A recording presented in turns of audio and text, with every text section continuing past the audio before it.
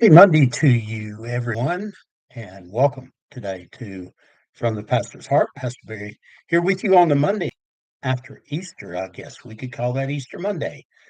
Pray that everyone had a blessed weekend. It was a beautiful one, and pray that your Easter and Easter celebrations were magnificent.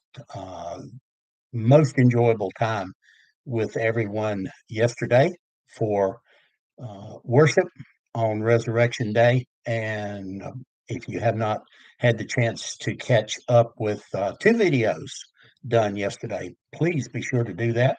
One you may not know to look for, and that is be sure and pull up playlists. There have been two, one for the daily devotionals like today from the pastor's heart, the other being praise and worship, and that's our Sunday morning uh, times together. And then a new one added yesterday, new playlist, sunrise service. And there is one video there. So go and so check it out and see what you think. Acts chapter 2, we're looking at two verses today, and I'm going to read those. Acts 2, verse 32 first. God has resurrected this Jesus. We are all witnesses of this.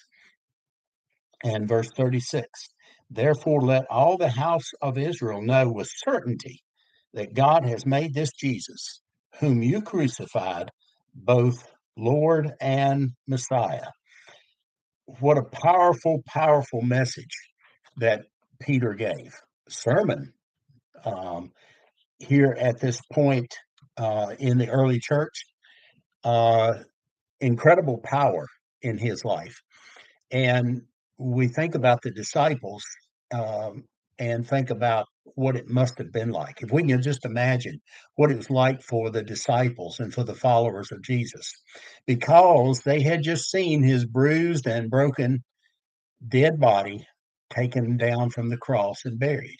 And even though Jesus had told them, yes, I will die, and when I die, I will come back again. And because I live, you will live also. But as we talked about yesterday and was reminded of yesterday, they just did not understand that. So unbelievable was it that when they first heard that Jesus was alive again from eyewitnesses that had seen him, they didn't believe it, did not believe it. But when they finally did, then they were changed. They were transformed. And transformation is what we're talking about today and how that comes about. We uh, we often think, I tend to believe that we often think of these disciples as being some kind of courageous, just incredible courage within them and just a remarkable understanding. We think, well, after all, they spent 3 years walking and talking with God Himself. Why did they not understand? But see, it wasn't that way. It wasn't always that way with them. But when Jesus breathed his last breath on the cross, his last gasping breath on the cross, they just threw up their hands. Basically, Peter basically said, "Hey guys, I'm going fishing." So by that statement, Peter was saying, "I give up. I don't understand why this had to happen, and whatever's taken place, I'm gone. I'm out of here." They returned to their nets. Those who were fishermen, they were full of sorrow and just deeply, deeply disillusioned. And they were scared. Then, on top of that, we know that from the visits that Jesus made with them afterwards, because the door was always locked, yet Jesus was present. And that's cool. Um, they denied, they doubted, they fled. And yet, no more than 30 years later, these same disciples and those who were with them now, who had been converted, were described in Acts chapter 17 and verse 6 as those that turned the world upside down. Within 30 years, they were turning the world upside down. Not all the disciples, present day disciples that were there with Jesus, some had passed, but the ones who had been converted were a part of that too. The ones who were left and the ones who had been converted. Just imagine, just a few days before they had walked and talked with him, as I said, they had the horrendous betrayal in the Garden of Gethsemane. Then the turning point, and there was no turning back from that. Death came.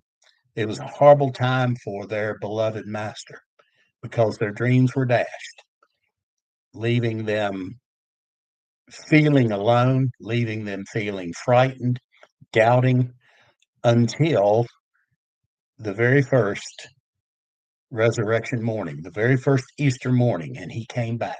And the power of God then was unleashed in his new body, and they were able to see it and experience it.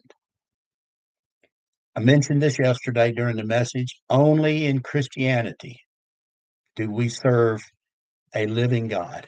Only in Christianity. It's the only religion that's based on a living person, and that is the resurrected Son of God. And he is indeed the one who offers sufficient power to transform even your life today. I say that with full assurance because he transformed mine. I still fail, but he transformed mine. And if he did that for me, then he can do that for you as well. God bless you today. Praying we'll see you again soon if that wonderful Savior of ours does not return, which he's going to. God bless you, and remember that he loves you, and so do I.